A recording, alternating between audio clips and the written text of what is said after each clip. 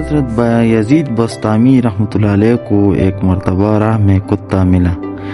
تو آپ نے دامن سمیٹ لیا، جس پر اس کتے نے عرض کیا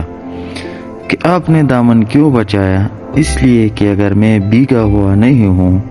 تو مجھ سے ناپاکی کا خطرہ نہیں، اور اگر بھیگا ہوا ہوتا تو آپ اپنے کپڑے صاف کر سکتے تھے، لیکن یہ تکبر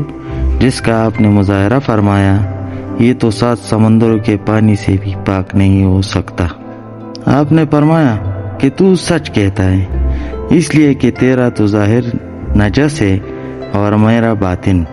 لہٰذا ہم دونوں کو ایک ساتھ رہنا چاہیے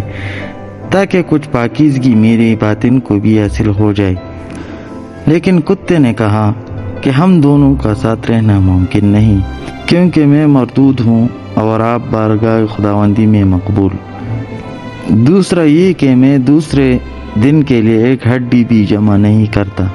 اور آپ سال بھر کا غلہ جمع کر لیتے ہیں۔ آپ نے فرمایا کہ صد افسوس ہے، جب میں کتے کے ہمراہ رہنے کے قابل بھی نہیں تو پھر خدا کا قرب کیسے حاصل ہو سکتا ہے؟ اور پاک ہے وہ اللہ جو بدترین مخلوق کی باتوں سے بہترین مخلوق کو درس عبرت دیتا ہے۔